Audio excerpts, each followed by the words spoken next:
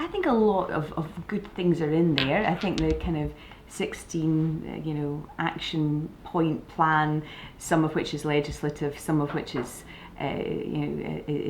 investigating, and all of that is actually really important as we try and capture the potential of the digital single market. And the digital single market really is the single market. You can't, I think, split the two. They are so intertwined.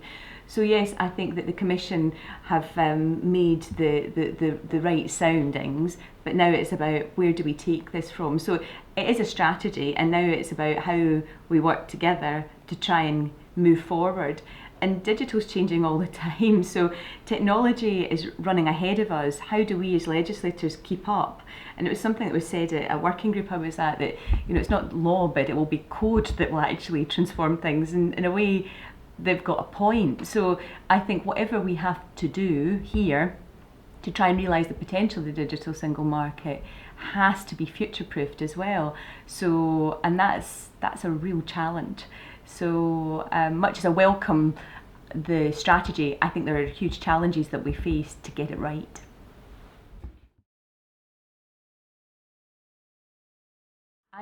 I felt that was the weak point. So much as I welcome the strategy, I think the weakest part of it was on skills and inclusion. So we look at maybe skills. We're told that 825,000 ICT jobs will be lying vacant in 2020. We don't have the skills in the European Union to fill them. Yet the other side is that we've got high youth unemployment and people wanting work. So why have we got this skills disparity, and what can we do to address that? So I know that there's fantastic work going on with coding clubs, and they call them, some of them are called coder dojos, and there's just great work going on across the European Union to try and address the issue about coding, and making it kind of real for kids, and showing that it's not just about going into computer science. Everyone will need some form of digital skill set, and that's not just about switching on a computer and using a Microsoft Word package. It's actually about creating the next Microsoft Word package. It's about that value that can be had if we just kind of change a bit of mindset. So I remember studying when I was at school. I think we had to compulsory do, it was at the time called a ScotVec computing module, and it was BBC Basic, and this was in the 80s, so kind of late 80s. So you're studying this particular module, but you couldn't see what it meant or how it related. So it can't be that kids just are put to computer science class and that will solve the problem. It's about, you're studying, say, higher English, and you're studying an author. You create an app about the author. It's about integrating and mainstreaming all of this to make it live for kids, and to make it see, make it a practical skill set that can be applied across the board. So I think it's really exciting, some of the projects and programs that are going on across the member states, but we somehow don't share it, and we don't share that best practice. And then the other side is that, I think about 10% of the Scottish population don't use the internet, and it is related to social, to your income, to your, to your ability to be able to pay. So that's part of it. It's also mindset too. So you're dealing with a combination of issues impacting on people and why they are not using the internet. So a lot of work's been done. In fact, one of the organisations in Scotland's been doing a lot of work on inclusion has been the Carnegie Trust.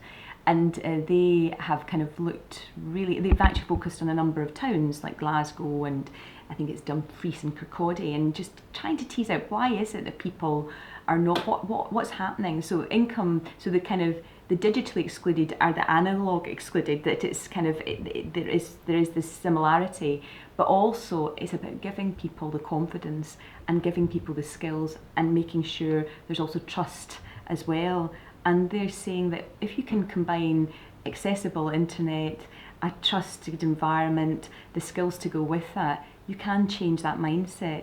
And it's fascinating that the older generation who maybe have been a wee bit worried about the internet, like my mum is in her late 60s, and now she's like ordering things online, and and it's just that little bit of confidence. I actually think also smartphones and the accessibility of and that mobility helps, but it's also you know, the reality is that for people that can't afford it, and at the moment we've got the rise in food banks in Scotland, and you know, people, you know, not being able to, you know, buy food, and where this is 2015, that the idea that somehow, how do we make sure that people are not excluded from this ability and the skill set that's necessary, and can have those skills to be able to fulfil their potential.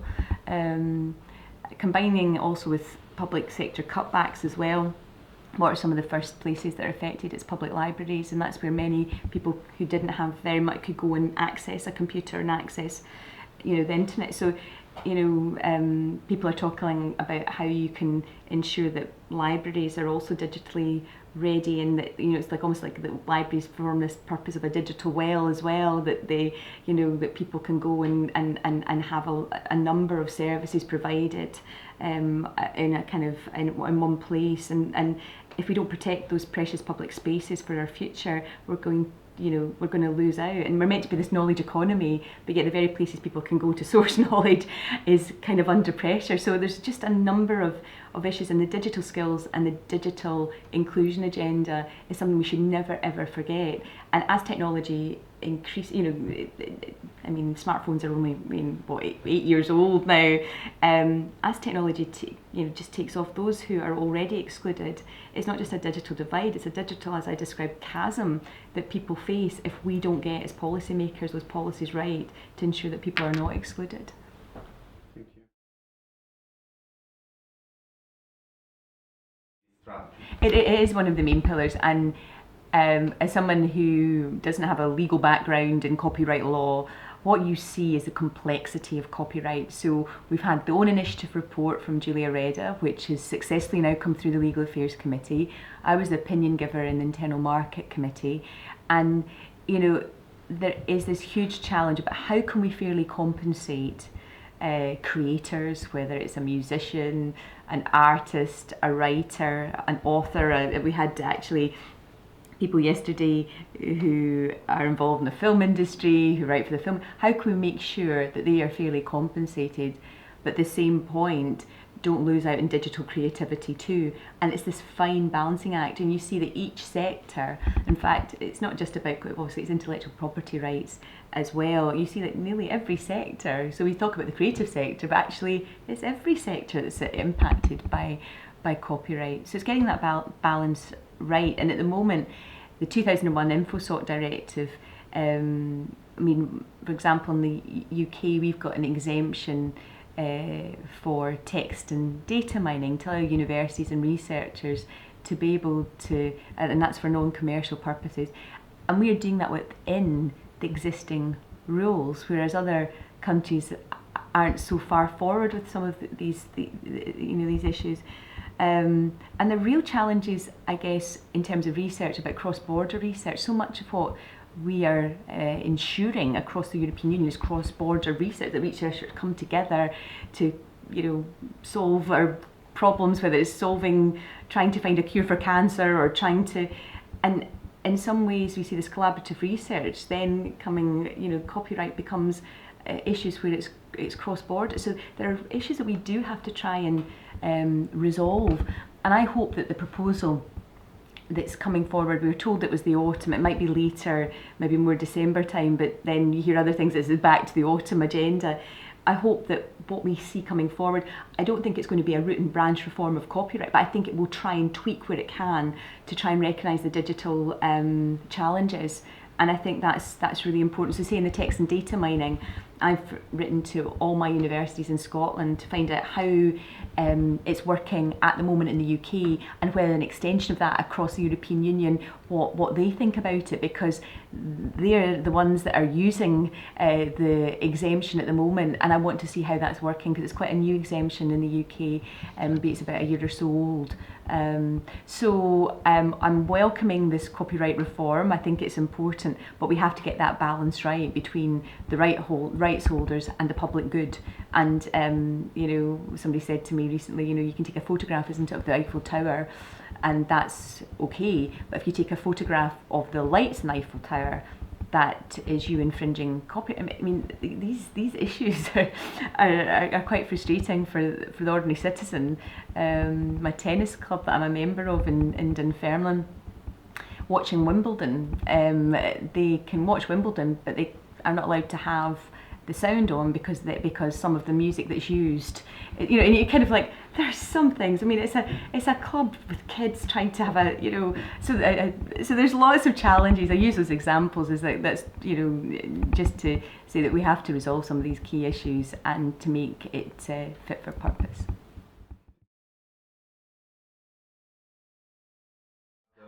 Yeah, I think something I think is really interesting is that I don't know which member states are succeeding in fulfilling, like if I take Scotland as an example, my own constituency, 1 in 10 schools just now do not have a computer science teacher. 1 in 10.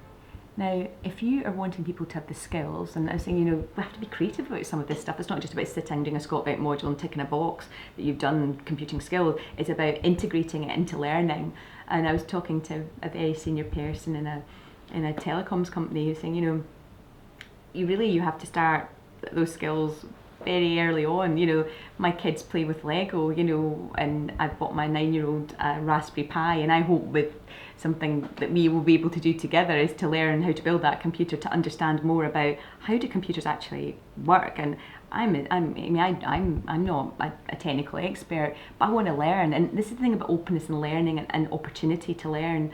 So it's not just about capturing, my kids who are digitally native and will be able to program and code and all of that. It's about making sure that if you're interested and you want to learn, there's an opportunity to do that. So there's a thing like Code Academy that you can download an app, and at any point you can learn about how to code and understand it a bit better. Those are great projects, but somehow at a European level, how we share that and how we get that out, in particular when local authorities are facing budget cuts, say in the UK and in Scotland, and it's those very local authorities that are delivering education.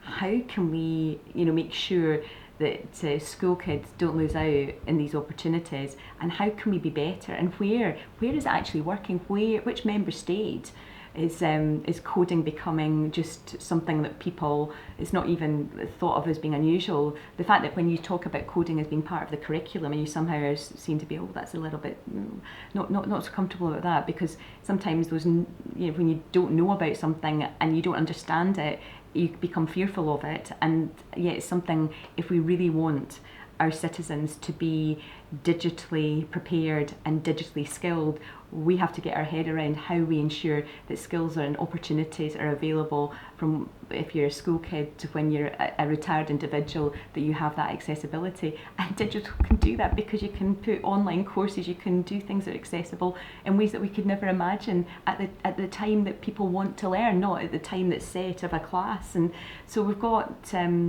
digital can enable, but if we're not enabling, we are not going to make sure that people have the skills for now and the future.